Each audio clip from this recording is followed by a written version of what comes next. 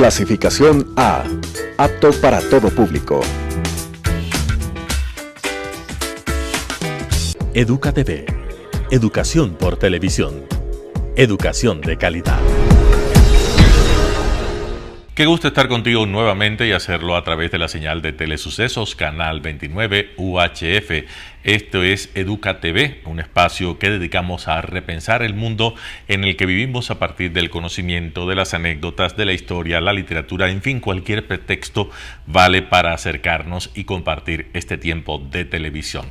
Soy Nivaldo Machín de la Noval y para mí, como siempre te decía, es grato estar contigo, acompañarte y sobre todo conversar de esos temas que te agradan. Y como te decía, habíamos recibido un mensaje, siempre recibimos mensajes de nuestros amigos televidentes que nos hacen preguntas, que quieren alguna clarificación, y en este caso Jorge Abel Suaz Navas, que vive en la zona de Cumbayá, nos preguntaba que si era cierto que Don Quijote o la novela Don Quijote no le reportó muchos réditos económicos a su autor Miguel de Cervantes y él murió en la ruina. Vamos a aclarar un poco. Miguel de Cervantes durante toda su vida vivió en una enorme estrechez económica. Incluso la primera parte de Don Quijote de la Mancha, una considerable parte de esta novela, fue escrita en la cárcel, donde terminó por las deudas que debía al no pagar los impuestos a tiempo y además por la prisión por deudas era muy común en España en ese entonces. Entonces Miguel de Cervantes y Saavedra dio con sus huesos en la cárcel por este tema de su precaria situación económica y no poder hacer frente a los compromisos financieros.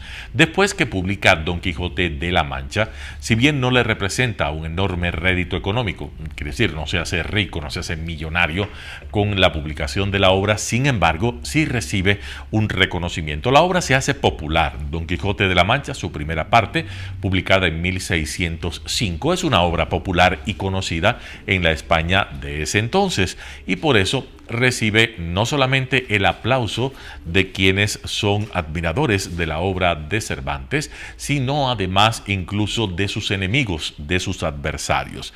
Tal es así que se piensa que un contemporáneo suyo, Lope de Vega, el padre del que se llama el Teatro Nacional Español y el más prolífico autor teatral que haya visto la península ibérica en todos los tiempos, Lope de Vega no era exactamente amigo de Miguel de Cervantes y se publica una versión apócrifa de Don Quijote de la Mancha. Apócrifa significa falsa, una versión que no es cierta.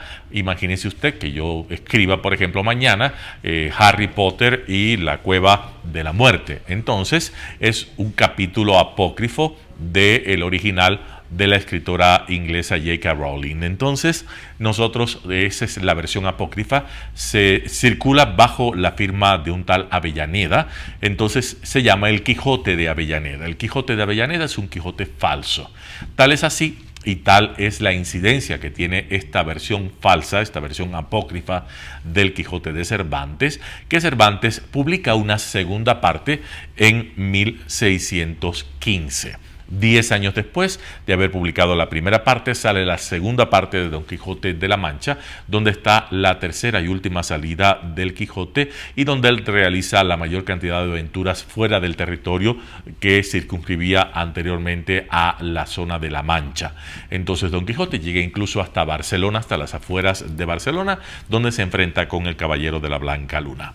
Entonces, esta novela, al año siguiente, Don Quijote de la Mancha ya era conocido y se publicaba ya como la obra completa, quiere decir los dos tomos unidos, la primera y la segunda parte, pero lamentablemente el 26 de abril de 1616 es la fecha que se data, aunque algunos colocan 2 días antes, la muerte, el 23 de abril de 1616, exactamente 23 de abril de 1616, aunque algunos dicen que es el 21, otros que el 25, pero lo cierto es que la historia ha colocado como el 23 de abril de 1616 la fecha del fallecimiento del autor de la que será la más célebre obra de todos los tiempos. Que si hubiese sido más rico con las regalías posteriores, por supuesto que lo hubiese sido porque es una obra que hasta nuestros días es popular, es famosa y por supuesto le rendiría réditos a don Miguel de Cervantes y Saavedra, conocido también como el Manco de Lepanto.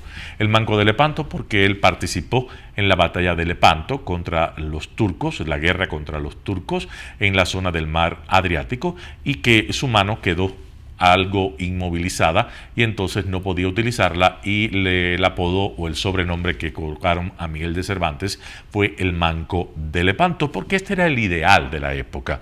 En el Renacimiento lo que se pensaba que el hombre ideal era aquel que lograba unir la armonía de las letras con la fuerza y el vigor de las armas, un hombre que era capaz de la acción y de la palabra. Entonces este era el ideal del hombre perfecto, del hombre renacentista, porque Cervantes hay que ubicarlo dentro de la corriente renacentista que llegó tardíamente a España, pero el propio Don Quijote es una manera de representar la manera del Renacimiento, por eso es manierismo renacentista, lo que era el ideal para el hombre de la época, un hombre de letras, un hombre cultivado y un hombre de acción.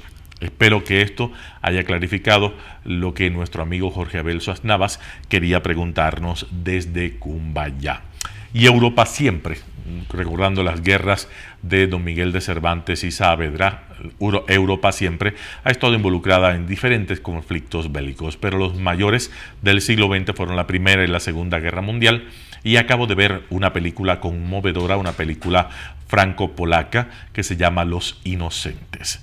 Los Inocentes, como filme, muestra una faceta oculta dentro de la historia oficial de lo que fue la Segunda Guerra Mundial y permite entender el papel que la entonces Unión de Repúblicas Socialistas Soviéticas tuvo en la guerra. La historia se centra en un monasterio en Polonia, un monasterio al que sorpresivamente es llamada una doctora francesa, miembro de la Cruz Roja, porque hay alguien que está enfermo. Cuando llega descubre que no es que esté enfermo, sino es una monja de un convento de clausura que va a dar a luz.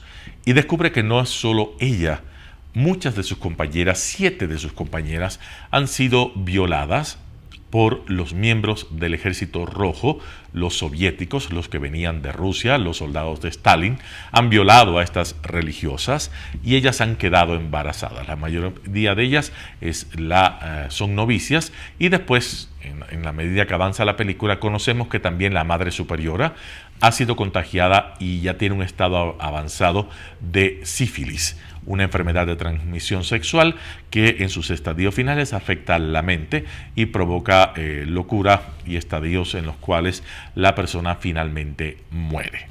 Entonces, esta es la anécdota que muestra a alguien que se siente en la boca del lobo. ¿Por qué?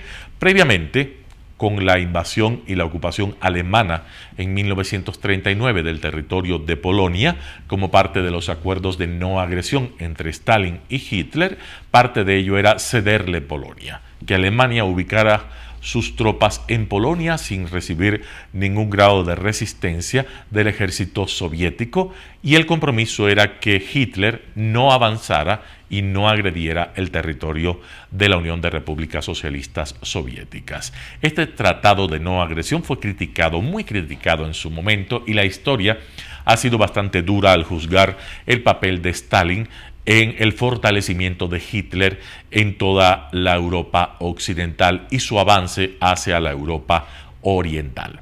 Entonces, previamente este convento había sido ocupado por las tropas alemanas, que habían vejado a estas monjas polacas católicas. Recuerden que la religión dominante en Polonia es el catolicismo, y las monjas habían tenido un papel también colaboracionista con los fascistas, porque las monjas habían delatado, como casi todos los polacos no judíos, habían delatado a los judíos. Recuerden que el país de Europa occidental y de Europa oriental, en este caso con mayor población de judíos, era Polonia, y los polacos no veían con buenos ojos a los judíos, en tanto y en cuanto en la religión católica tradicional los judíos aparecen como la figura del traidor, aquellos que traicionaron a Jesús, aquellos que llevaron a Jesús a la crucifixión. Lógicamente sabemos que Jesús también era judío. Históricamente ese es el origen de la figura central del cristianismo, pero sin embargo había los judíos malos y este judío que era bueno, Jesús, el centro del catolicismo, y él había, de acuerdo a los evangelios, pronunciado una maldición que caería sobre la sangre de los judíos. Entonces, históricamente, el pueblo judío, que se había desplazado desde su tierra original por toda Europa y se había establecido, en el caso de Polonia, en importantes ciudades como Cracovia o Dresden, habían Dresden en Alemania, Cracovia en Polonia y en la propia Varsovia, tenían importantes sitios de establecimiento, entonces habían sido delatados por los católicos polacos. Entonces este era el rol de las monjas en la época de los alemanes. Después llegan los soviéticos como parte del avance hacia el este, producto de la derrota de las tropas fascistas que habían intentado invadir la Unión Soviética en 1941, y después que se revierte el curso de la guerra en la batalla de Stalingrado, comienza el avance de los soviéticos hacia el este con la ayuda de las tropas aliadas que recién en 1944 desembarcan en las playas de Lombardía. Entonces vamos a ver que en medio de este avance de los soviéticos, otra vez estas monjas son avasalladas. Y entonces vemos este rol de los pueblos que están a veces en la boca del lobo. Quiere decir, de un lado van a estar agredidos y del otro lado también van a estar agredidos. Y el papel es un papel terrible para estas monjas que quedan abandonadas, y después habría que ver la película, usted tendría que ver la película Los Inocentes para saber cómo se desenvuelve la historia, una historia conmovedora, una historia desgarradora entre el compromiso, la fe y aquello que tiene que ver con la moral y sobre todo con el amor al prójimo, cuando el prójimo incluso es aquello que te puede hacer perder tu condición. Una religiosa embarazada es algo antinatural, es lo que no se espera en tanto y en cuanto ellas han sido consagradas y se han consagrado con sus votos para ser las esposas del Señor. Sin embargo, cuando hay un proceso de violación y empiezan a aparecer estos niños en un convento, ¿cuál sería la solución? Lo que vemos es lo que después va a pasar en los territorios ocupados. Después de la Segunda Guerra Mundial hay un pacto entre los países aliados y todo el este de Europa queda a merced de las tropas de Stalin. No es solamente Polonia, es Polonia, Checoslovaquia, Rumania, Bulgaria y Albania y después Yugoslavia. Entonces vemos que todo el este de Europa se convierte en países satélites del Kremlin, países satélites de la entonces Unión Soviética, y ellos reciben todo el peso del poder del país de los soviets, que no es distinto de otro imperialismo, porque los imperialismos en esencia siempre son lo mismo. Es un ejercicio de dominación del que gana, del victorioso, sobre el que es derrotado o se encuentra débil. Entonces, ¿qué hicieron? Pusieron gobiernos títeres, gobiernos afiliados a la ideología socialista, auparon a los sindicatos, a los partidos comunistas, que fueran obedientes y obsecuentes con las directrices que emanaban de Moscú, y la Unión Soviética salió fortalecida a pesar de la destrucción de los 20 millones de muertos soviéticos durante la guerra, salió fortalecida. Y no fue diferente en muchísimos aspectos en el uso de la brutalidad a lo que habían hecho los fascistas, porque en la Unión Soviética también hubo campos de concentración. ¿Para quién? Por ejemplo, para los descendientes de alemanes en el territorio de actualmente ocupa Ucrania y la parte sur. En la zona de Crimea había muchísimos alemanes, descendientes de alemanes que se habían establecido durante muchísimos años. Ellos terminaron en campos de concentración. Pero de los países del este de Europa, de Hungría, de Bulgaria, de Rumania, muchos fueron llevados a estos campos de trabajo también porque eran traidores o desafectos o porque mostraron algún grado de resistencia a la ocupación soviética. Ellos también fueron llevados a los campos de concentración y tratados como cualquier prisionero fue tratado en un campo de concentración. Muchos no regresaron.